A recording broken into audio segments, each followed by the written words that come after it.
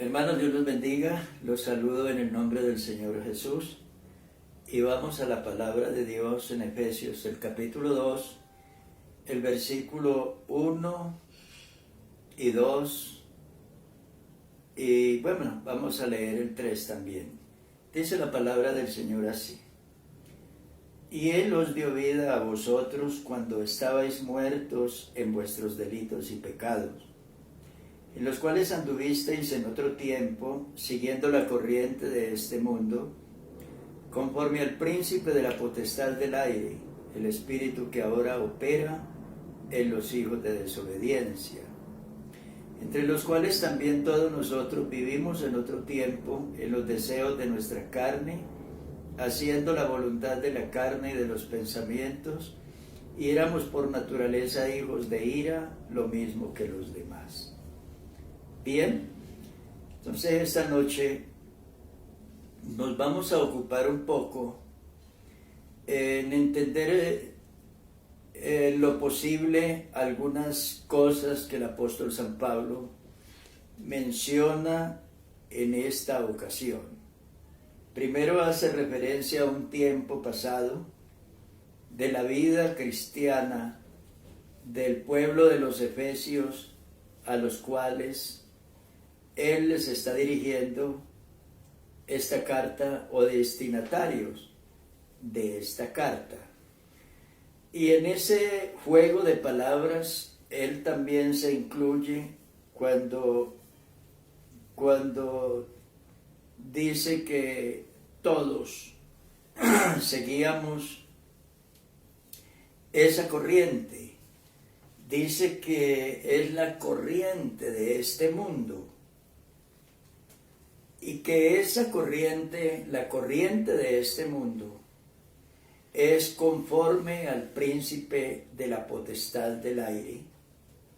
Y dice además que ese espíritu, o sea, ese príncipe de la potestad del aire, es un espíritu que opera en los hijos de desobediencia. Y dice además que todos nosotros, incluido él, vivimos en otro tiempo.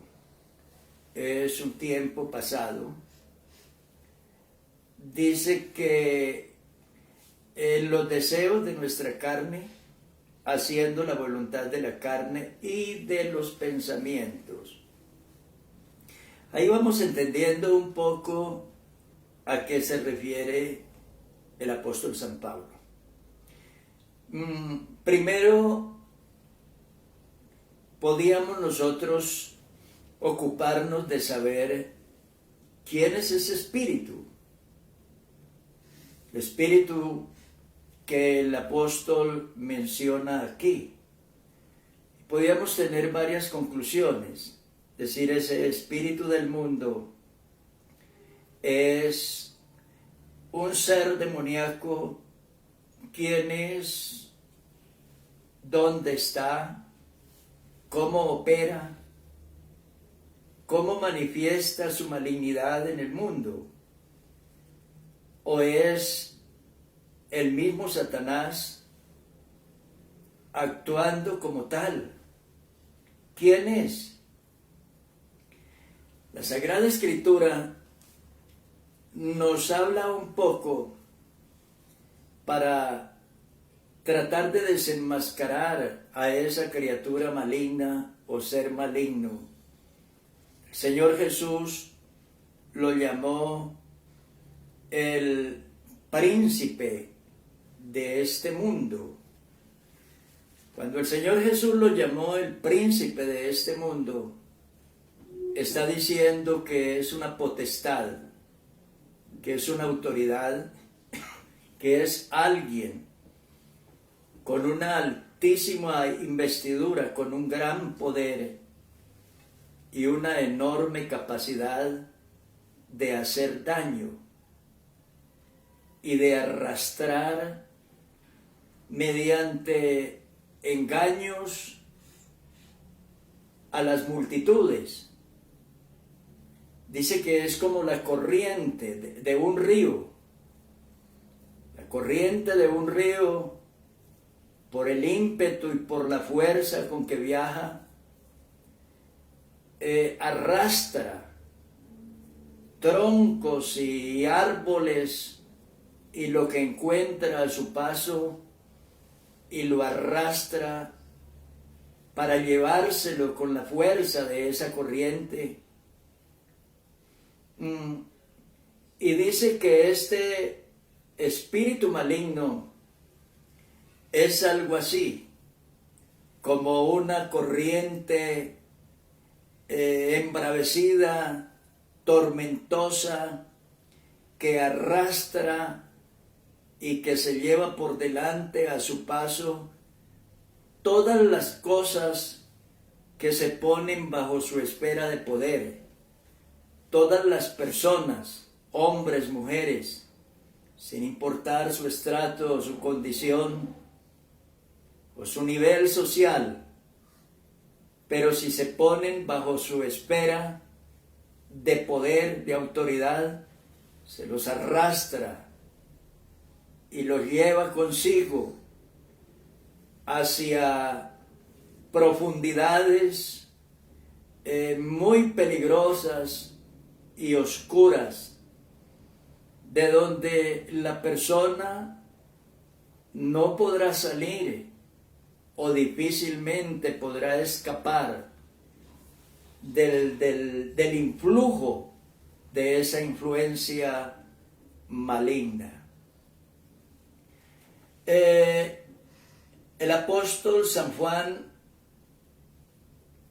también, o el apóstol San Pablo mejor, también se refirió a esa criatura y lo denominó el Dios de este siglo. Dice que el Dios de este siglo cegó el entendimiento de los incrédulos para que no les resplandezca la luz del Evangelio, de la gloria de Cristo, que es la imagen de Dios. Ahí nos damos cuenta por qué el mundo no entiende el Evangelio, por qué el mundo no acepta el Evangelio y por qué el Evangelio es para el mundo una ofensa y un agravio que el mundo no tolera. Porque no puede, el ser humano es un esclavo de un ser maligno y entonces la persona está impedido de creer, de aceptar, de recibir con agrado el Evangelio, porque el Evangelio es divino, es del cielo y es contrario a la corriente de este mundo. Pero pensemos un poco sobre la corriente de este mundo, porque es que se habla, por ejemplo, se habla del espíritu de la Navidad. Y cuando se habla del espíritu de la Navidad, entendemos como los gustos de la gente, las inclinaciones de la gente, las atracciones de la gente, cómo le gusta a las personas recibir ese tiempo de la Navidad y cómo las personas quieren celebrarlo. Y entonces vemos que es una época de jolgorios, de regalos, de parrandas, de fiestas, de borracheras, de vicios, de males, de degradación moral, pérdida de valores y destrucción de principios de moral y de valores.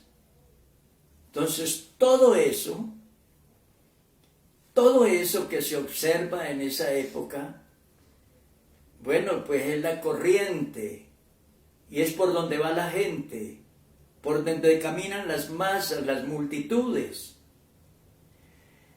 Yo recuerdo hace unos años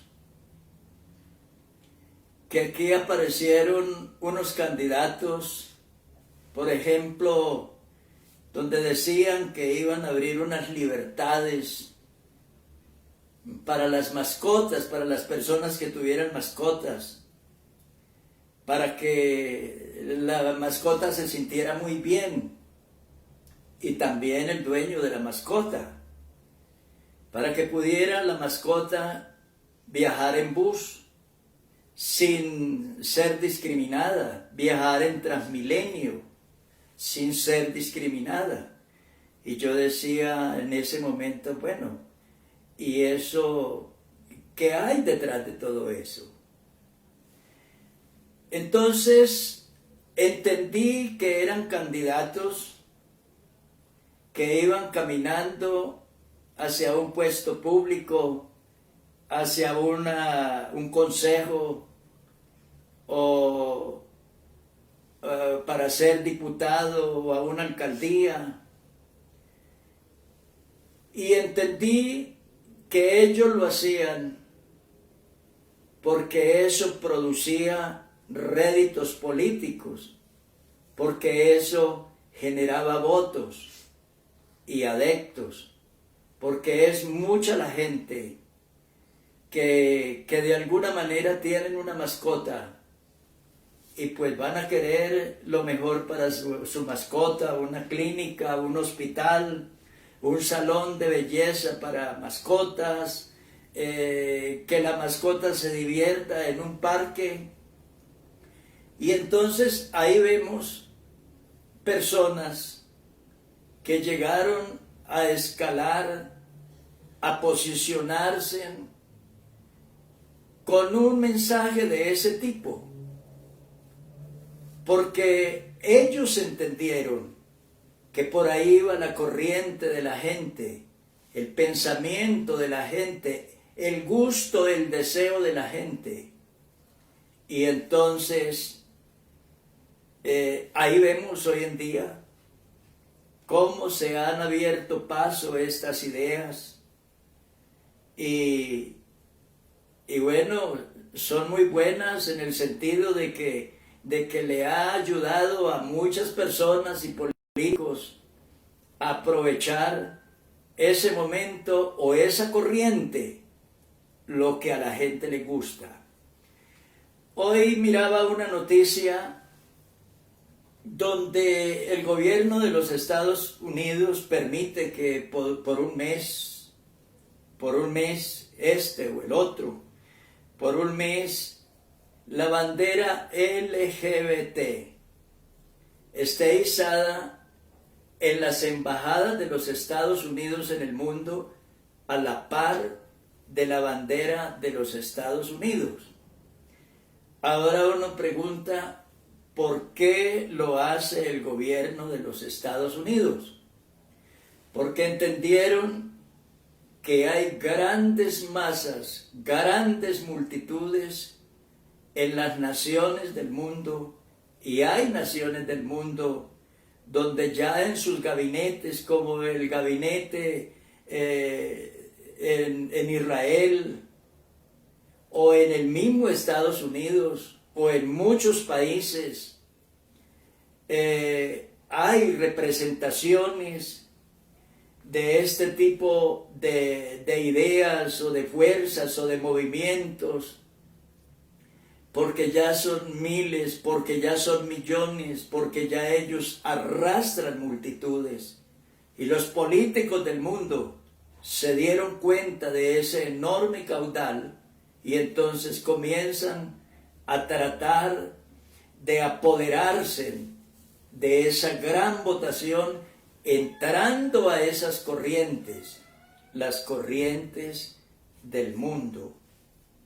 Y eso juega en todos los niveles, en todas las cosas. Siempre ha sido en el pasado y siempre es ahora.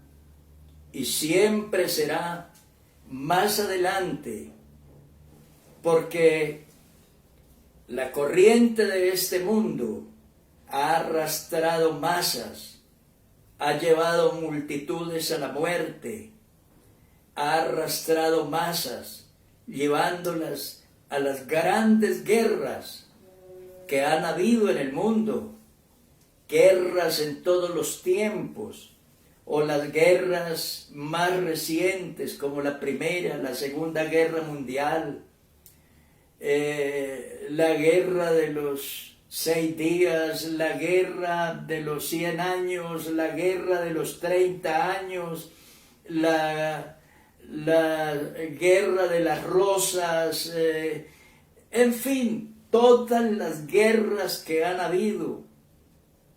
Es porque han habido líderes que han comprendido los anhelos de la gente y trataron de interpretarlos y ponerse al frente de esos anhelos, dentro de esas corrientes o deseos de las masas, de las multitudes. Y entonces eso ha traído sangre, dolor y muerte, porque el príncipe que gobierna todas esas fuerzas, las fuerzas que han causado tanto dolor y tristeza en este mundo a lo largo de todos los tiempos, es un espíritu cruel, despiadado, malvado, es un demonio. Y dice la Biblia que opera en los hijos de desobediencia y en las personas que son arrastrados por esas corrientes malignas e impetuosas.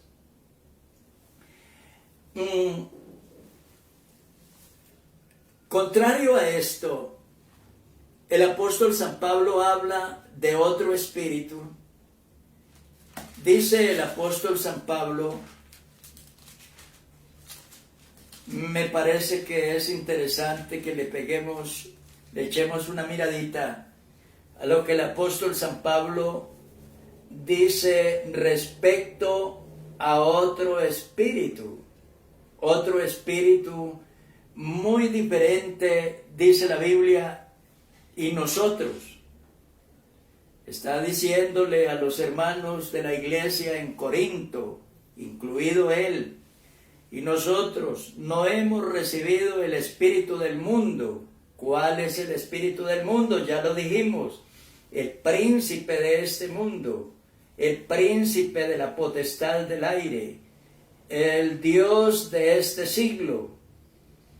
Ese es el espíritu de este mundo que mediante una corriente impetuosa de vicio, de concupiscencia, de males, de ateísmo, de pornografía, de inmoralidad, de vicio, de pecado, arrastra multitudes, arrastra juventud, arrastra gente por millones para sí.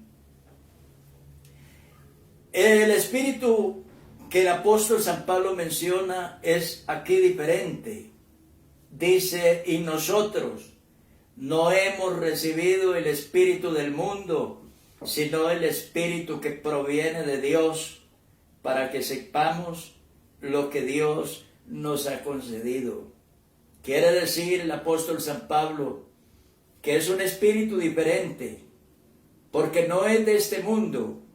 Es un espíritu venido del cielo, que llegó, fue anunciado por Juan y por el Señor Jesucristo, y fue derramado en el día de Pentecostés para quedarse con la iglesia de todos los tiempos. Y se quedó con la iglesia, se quedó con nosotros, para guiarnos a toda verdad y a toda justicia, y para guardarnos de la impetuosa corriente del mundo que arrastra a las multitudes que no tienen a Dios. Y dice que este espíritu venido del cielo nos enseña, nos hace saber las cosas que Dios nos ha concedido, o sea, nos hace saber las cosas que conciernen a la voluntad de Dios. Además dice el apóstol San Pablo que nosotros, los predicadores, como yo esta noche, hablamos palabra de sabiduría de Dios. Observe que no es sabiduría de este mundo. No estamos hablando filosofías de las cátedras universitarias de aquí abajo, de la sabiduría que el mundo habla y en las cuales se vanagloria. No estamos hablando de eso, es otra sabiduría. Dice sabiduría de Dios en misterio. ¿Por qué misterio? Porque no se puede entender desde el punto de vista de una cátedra universitaria o de una academia, o mediante formas o métodos de esta vida. Es un misterio que está oculto, que está escondido para la mente carnal, para la mente material, para la mente no regenerada. Ellos no podrán entender esta sabiduría, porque es una sabiduría celestial. Y dice la Biblia que nosotros hablamos sabiduría de Dios en misterio, la sabiduría oculta, la que el mundo no puede conocer, no puede entender. Y dice que Dios predestinó esa sabiduría antes de los siglos, antes que el mundo existiera. Y dice que la predestinó para nuestra gloria, para gloria de Dios y para gloria y alegría y bendición de la iglesia, para gloria y alegría y bendición de los que hemos alcanzado por la gracia de Dios la oportunidad y el privilegio de ser rescatados de esa corriente maligna que también nos arrastraba inmisericordiamente por los callejones oscuros de la vida y nosotros no podíamos escapar. Dice además que Dios nos la reveló, esta sabiduría, a nosotros por el Espíritu Santo, porque el Espíritu todo lo escudriña, aún lo profundo de Dios. Entonces, el Espíritu de Dios es el intérprete, es el que nos habla de Dios, es el que interpreta los pensamientos de Dios para revelarlo a la iglesia, para revelarlo a los siervos de Dios. Cuando usted lee, por ejemplo,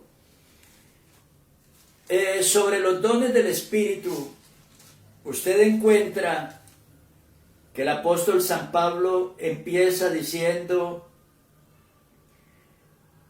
hay diversidad de dones, pero el Espíritu es el mismo. Y hay diversidad de ministerios, pero el Señor es el mismo.